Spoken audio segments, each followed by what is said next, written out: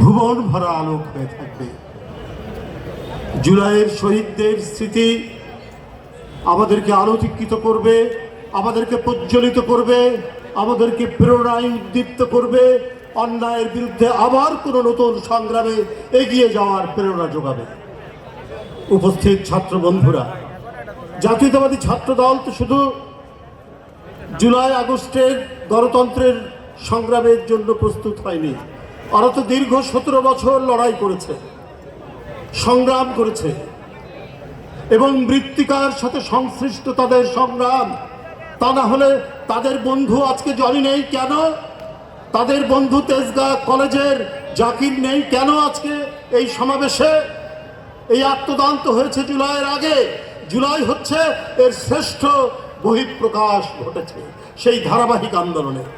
আমি তাই জাতীয়তাবাদী ছাত্র দলের প্রতি কৃতজ্ঞতা জানাচ্ছি। অভূতপূর্ব এই আন্দোলন, উদ্দীপ্ত এই আন্দোলন। আমি চীনের প্রাচীর দেখিনি, আমি আবু সাইদের বুক দেখেছি। চীনের প্রাচীরের মতো দাঁড়িয়ে থেকে কি করে গুলি খায় সেই দৃশ্য আমি দেখেছি। আমি হিমালয় পর্বত দেখিনি, আমি ওয়াসিম আকরাম চট্টগ্রামের হিমালয় পর্বতের মতো দাঁড়িয়ে থেকে কি করে তপ্ত বুলেটকে নিজের বুকের মধ্যে বরণ করতে হয় সেইটি আমি শুনেছি, সেইটি আমি দেখেছি। বন্ধুরা আমার, আমি প্রশান্ত মহাসাগর দেখিনি, কিন্তু আহনাফের মায়ের চোখের জল যে দেখেছি, সেই জল দেখেই আমি প্রশান্ত মহাসাগরের কথা মনে পড়েছে যে হয়তো প্রশান্ত মহাসাগরের পানি জল আহনাফের মায়ের চোখের পানির সমতুল্য হবে না। বন্ধুরা আমার, তাই আমাদেরকে আলো প্রজ্বলিত করতে হবে।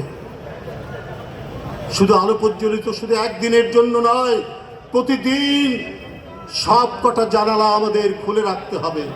ওই শহীদরা আসবে, চুপি চুপি আসবে, আমাদের স্মৃতিতে তারা ধারণ করব।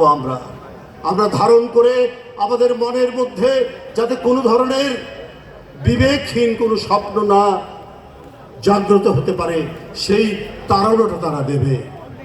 কোনো অগণতান্ত্রিক শক্তি, কোনো অগণতান্ত্রিক স্বৈরাচারী কোনো ধরনের পদক্ষেপ, কোনো শক্তির যাতে আর আগমন না ঘটতে পারে, তাই তাদের স্মৃতি একটি মাসের জন্য নয়, একটি দিনের জন্য নয়।